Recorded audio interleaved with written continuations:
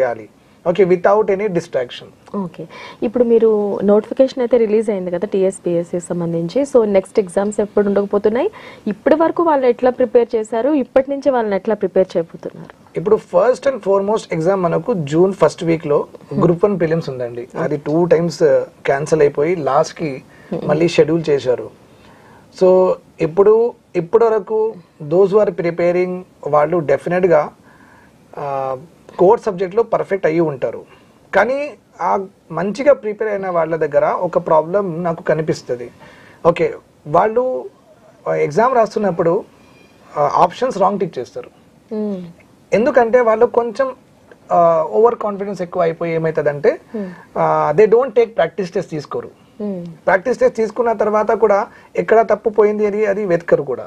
So they don't introspect చేసుకోరు వాళ్ళలో ఏం వీక్నెసెస్ ఉన్నాయి.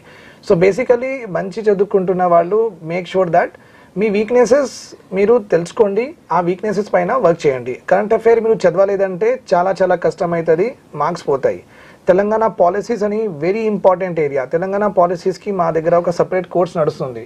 Already TSPSC group 1 prelims 2 times అయింది కదా. తెలంగాణ పాలసీస్లో 3 questions వచ్చినాయి. So very important. మళ్ళీ మెయిన్స్లో డెఫినెట్గా డైరెక్ట్గా పాలసీయే 10 marksకి అడగచ్చు. సో ఆ కోర్స్ కూడా నడుస్తుంది. Telangana policies very important area. Disaster management very important area. Current affairs very important area. ఈ మూడింటికంటే ఇంకొక ఇంపార్టెంట్ ఉంది general science, biology, physics, chemistry. ఈ 4 areas ఈ స్టూడెంట్స్ అస్సలు కాన్సన్ట్రేట్ చేయరు. దట్ ఈస్ వేర్ వాళ్ళకు 2 marksలో పోయింది, 3 marksలో పోయింది, ఇవన్నీ ఉంటాయి. ఎందుకంటే ఈ 4 areasలో గెస్ వర్క్. ఇంకా ఈ 4 areas చాలా ఫ్యాక్చువల్. అంటే ఇక్కడ కాన్సెప్ట్ ఏమి ఉండవు, డైరెక్ట్లీ ఫ్యాక్ట్స్ ఎక్కువ నేర్చుకుంటే చాలు.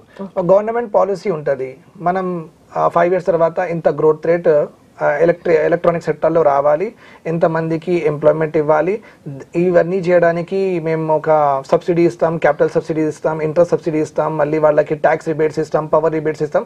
అంటే ఏంటి ఇది అని ఫ్యాక్ట్స్ అనమాట. ఇలా కాన్సెప్ట్స్ ఏమి ఉండదు, రాసినవి మొత్తం మనం బైహార్ట్ చేయాలి. సో ఈ 4th subject మీద అందరూ ఇవాళ నుంచి కాన్సన్ట్రేట్ చేయండి. సో గ్రూప్ 1 డెఫినెట్గా యూ కెన్ డూ ఇట్. ఇంకా 2 months తర్వాత గ్రూప్ 2 కూడా వస్తుందండి.